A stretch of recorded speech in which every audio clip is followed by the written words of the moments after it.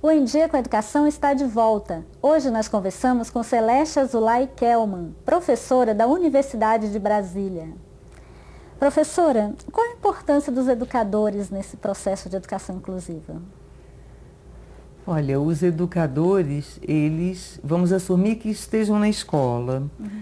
Embora eu ache que em casa também existe educação, quer dizer, educadores são todos que participam do processo de desenvolvimento da criança surda. Mas considerando o papel dos educadores na escola, o que eles têm que fazer é adequar a acessibilidade do aluno surdo ao currículo. Essencialmente é isso. Agora, como fazer isso é que é bastante discutível, são muitas as estratégias de pesquisa, existe um campo imenso de estudos nessa área, não é? Então, o que é importante é que o aluno surdo tenha a língua de sinais na escola, sem dúvida. Agora, a maneira, a estratégia que vem sendo utilizada para a inclusão do aluno surdo nas séries iniciais do ensino fundamental é o regime de codocência. E o que é isso? São duas professoras na sala de aula. Uma que é a professora regente e a outra que é a professora especializada em língua de sinais, que entenda de educação de surdos. E essa professora é que vai acompanhar mais de perto? Ela vai acompanhar, ela vai possibilitar a acessibilidade aos conteúdos acadêmicos para a criança surda. Mas para isso ser feito de uma forma eficiente, tem que haver um planejamento conjunto entre as duas professoras, sem hierarquização de papéis. Porque, lamentavelmente, o que acontece muitas vezes é que a professora regente acha que ela é a professora e que a outra é uma secundária, a professora especializada, que está ali para assessorá-la. Se há um entendimento dessa maneira, não tem jeito de dar certo. É a importância das duas trabalharem juntas. As duas são professoras de todos, mas uma facilita a aquisição de conhecimentos de um grupo, enquanto a outra facilita a aquisição, sem se tornar dois guetos separados na classe inclusiva. Porque, aí está se falando em inclusão, e separar então isso é importante. Para isso tem uma série de estratégias e estudos relacionados. E quando o professor não tem nenhuma experiência com a educação de surdos e ele recebe um aluno surdo na sala? Isso é bastante comum de acontecer, viu, Maria do Carmo? Então, o que acontece? Esse professor tem que buscar conhecimento. Nós, lá na Faculdade de Educação, oferecemos anualmente um curso de extensão na área de surdez. Chama Surdez, Comunicação, Educação e Inclusão, que tem vagas para alunos da universidade, não só da Faculdade de Educação, de todo o campus, para professores da Secretaria de Educação. Isso é um acordo que eu tenho com a Secretaria de Educação. O curso é sempre realizado no horário de coordenação dos professores, e aí nós encontramos um horário de comum acordo para que os professores possam participar. Essencialmente é isso, estudar, conhecer melhor quem é aquela criança que está na sua sala. E o que uma escola deve ter para ela ser considerada inclusiva? Inclusiva para surdos?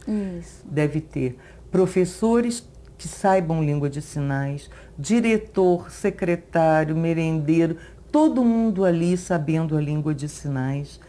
A presença de um educador surdo e duas professoras em sala de aula, no regime de codocência, em que uma complementa o trabalho da outra. Agora, o ideal é que a professora regente também saiba a língua de sinais, porque aí as duas podem atender aos dois grupos de alunos. Para que elas possam trabalhar em conjunto. E aí o aluno surdo não se sente segregado, esperando dar o intervalo para poder se comunicar com alunos surdos de outras classes.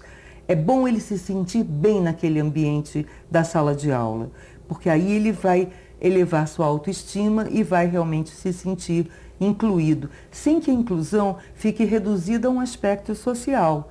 Ele tem que mostrar a sua competência e ser aceito e avançar academicamente. Então, trata-se de socialização e cognição a serem desenvolvidos na sala de aula inclusiva. E quanto à socialização, como que é feita esse trabalho de convivência entre as crianças surdas e as ouvintes?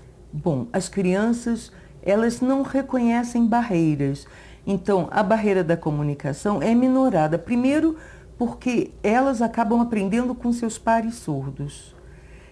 Menos do que se aprendessem de uma forma sistemática com um professor. Mas elas acabam aprendendo e muitas vezes a igreja também tem um papel de catequização das crianças surdas e as crianças que frequentam a igreja, as ouvintes acabam aprendendo ali, de forma que aqueles pares ouvintes que se interessam, eles avançam na língua de sinais pela própria comunicação com seu colega surdo que vai lhe ensinando. E eu já vi em sala de aula inclusiva, aluno surdo ensinando ao colega ouvinte situações de matemática, de outros conteúdos curriculares, mas tudo em língua de sinais. Interessante.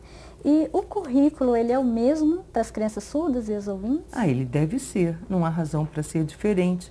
O aluno surdo tem competência intelectual equivalente ao do seu par ouvinte, uns mais, outros menos, como os ouvintes. Então, o que se trata é de como passar os conteúdos curriculares. Daí a importância do bilinguismo na escola. A avaliação também é feita da mesma forma para todos? A avaliação deveria ser ligeiramente diferenciada, no sentido de ser trabalhados os conteúdos, porque muitas vezes o aluno surdo sabe o que está sendo perguntado, mas se pede a questão assim, circule a resposta certa, envolva a resposta certa. Ele não sabe o que isso quer dizer. Então, na sala de recursos, esses conceitos têm que ser trabalhados para que ele possa entender o que está sendo pedido. E certamente, o português deve ser ensinado para as crianças surdas em um momento diferenciado. Aí sim, eu concordo que as crianças surdas têm que estar num momento educacional diferente dos pares ouvintes, porque não é justo colocar no mesmo nível dois grupos, sendo que um já ouvia desde a vida intrauterina e o outro não ouve nada. Então, é importante se fazer esse trabalho diferenciado, considerado como o português como segunda língua para os surdos. Professora, eu gostaria que você deixasse a sua mensagem para aquelas pessoas que estão interessadas em aprender mais sobre educação inclusiva de surdos.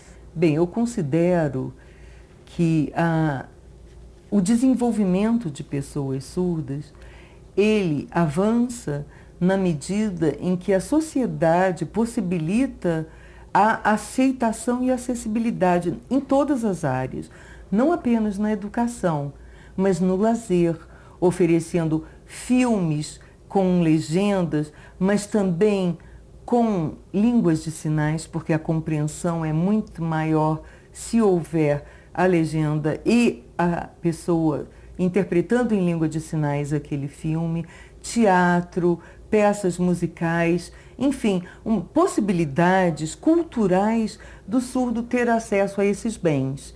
E assim a gente pode trabalhar para que a sociedade inclusiva se aperfeiçoe. Professora Celeste, muito obrigada pela sua participação no nosso programa. Eu que agradeço, cara. Você pode deixar a sua sugestão ou crítica para canal.educação@hotmail.com. Obrigada pela sua audiência e até o próximo Em Dia com Educação. O que você pensa e te dá junto os ouvidos.